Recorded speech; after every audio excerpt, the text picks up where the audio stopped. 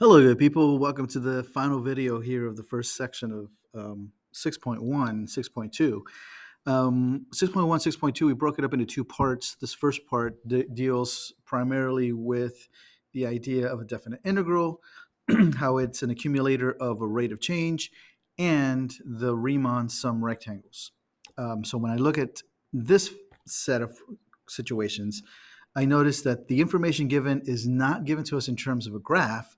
Instead, it's given to us in terms of information or a table. And so we have to read what's given. And because we're given a table, we have to use approximations by using rectangles or other shapes. So let's read what we have here, and then we can proceed. A large department store opens at 9 a.m. and it closes at 9 p.m. The rate that people enter the store in people per hour is modeled by the function p prime of t, where t is the number of hours since 9 a.m. So 2 hours after 9 a.m., so this would be 11 a.m. So at 11 a.m., right? At 11 a.m., there are 30 people per hour coming into the store. The rate at which people are coming into the store is 30 people per hour. But then at 1 p.m., the rate is increasing. There's more people coming in. All right, let's keep going. The table contains values of p prime of t at selected times t. Use the data in the table above to answer the following. Use a left Riemann sum with 3 subintervals to approximate the value of the integral from 0 to 5, p prime of t dt. Include units of measure. So we're doing a left Riemann sum with 3 subintervals. So let's find the subintervals first. If I'm going from 0 to 5, so notice this table goes from 0 to 12, but the integral that they want me to evaluate is only from 0 to 5. So if I go from 0 to 5, using the information that I'm given, can I break that up into 3 pieces? Well, sure. This would be 1, this would be 2, this would be 3. So from 0 to 2, that's one subinterval, 2 to 4, second subinterval, 4 to 5, third subinterval. I notice that my subintervals are not equally spaced, and that's okay. So I'm going to say my delta t, my width in this first subinterval is 2. My width in the second subinterval is 2, but my width, delta t, in my third subinterval is 1. Cool. But now we're going to use a left Riemann sum. So I'm going to start to write down what we're finding. We're looking for an estimate for this integral. So it's an estimate. So I'm putting my little wavy equals here, my approximation symbol. How do I find it? By adding 3 areas, right? So I need to find the area in the first subinterval. Well, do I use this height or this height? I'm supposed to use the left one. So I'm using that. 11 times 2.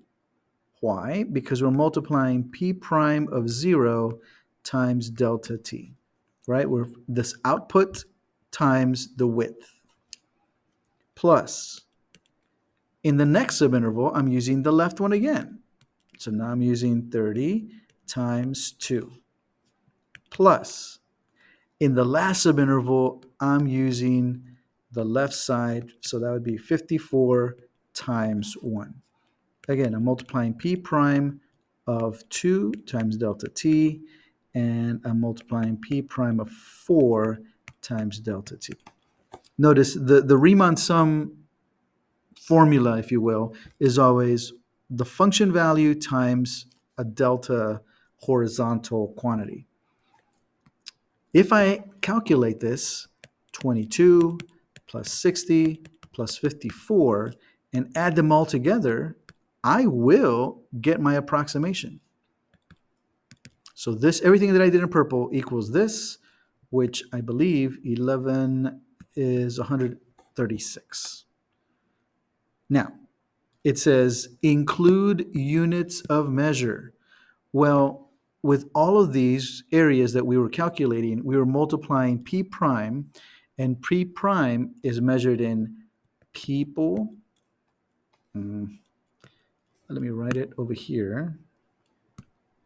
People per hour times delta t, and delta t is the number of hours.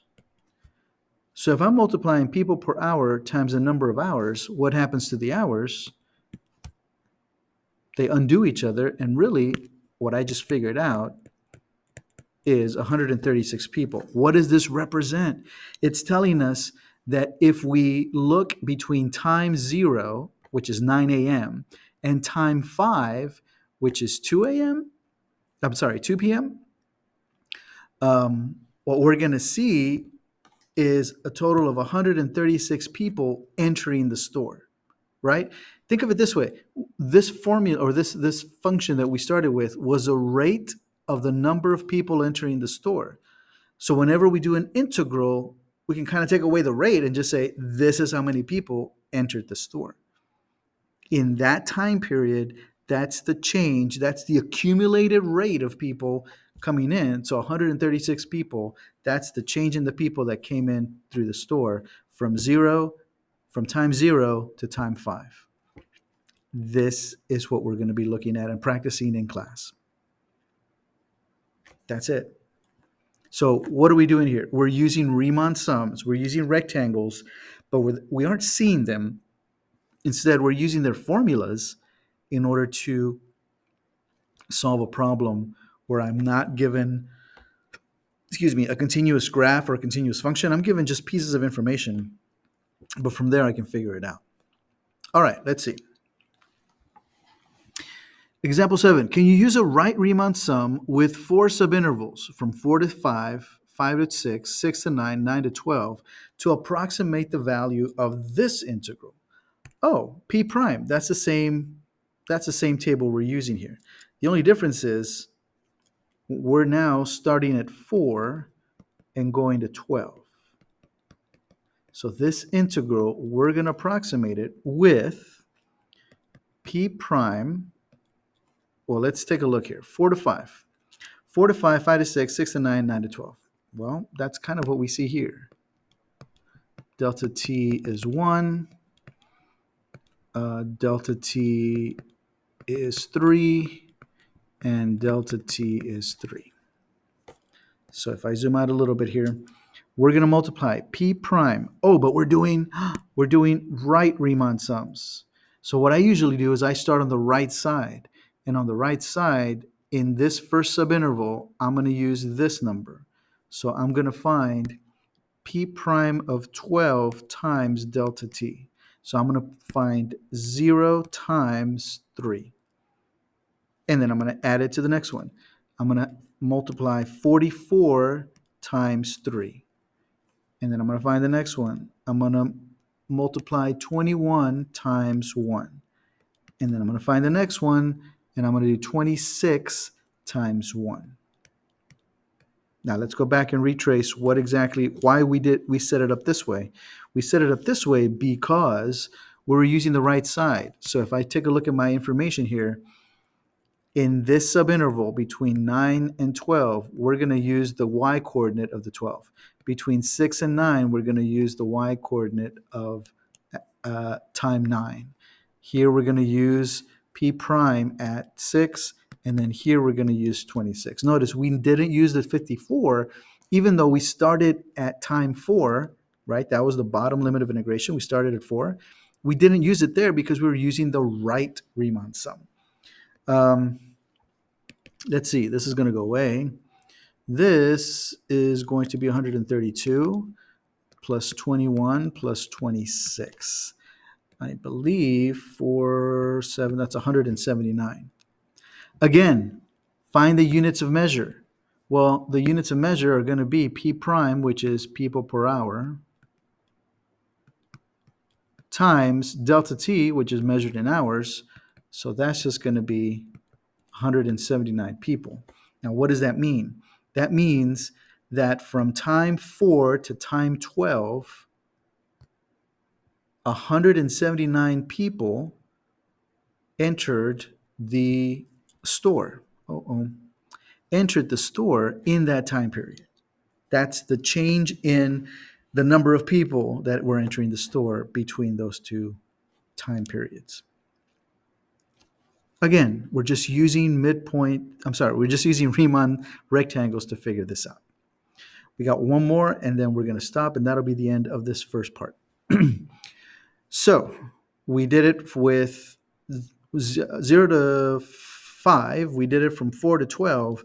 But now let's go from 0 to 12 and, using correct units, interpret the meaning of that integral. So I'm going to come back over here, and I'm going to erase this. And let me tell you why. They want me to do a midpoint rectangle, and they want me to do 3 subintervals. Okay, so from 0 to 12. So from 0 to 12, I'm supposed to cut this into 3 pieces. Do they tell me how to do that? As indicated in the table above. Well, let's see. Here, that would be one piece. Here, that would be another piece. And here, that would be another piece. So my delta t here from 6 to 12, that's 6. My delta t here from 4 to 6, that's 2. And then my delta t here is 4. But here's where we're going to get a different answer. We're going to use a midpoint. Let me use this one. We're doing a midpoint Riemann. If we're using a midpoint Riemann, we're not going to use the left height. We're not going to use the right height. We're going to use the midpoint. We're not going to use the left. We're not going to use the right. We're going to use the midpoint. And in the last subinterval, we're not using the left. We're not using the right. We're using the midpoint. Actually, I'm going to do this over here on the side. And so we're going to say that the integral from 0 to 12 of p prime of t dt can be approximated with the height, which is 30, times the delta t, which is 4. That's the first area of the first midpoint rectangle, plus the height, which is 26, times the width, which is 2. That's the area of the second midpoint rectangle.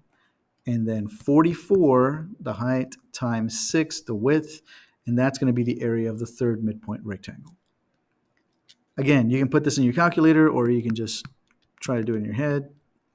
That's 56. This is 264. And if you add all of this together, I believe 6, 11, 13, and 200. 436 is what we got. Now, what are the units? Again, we're multiplying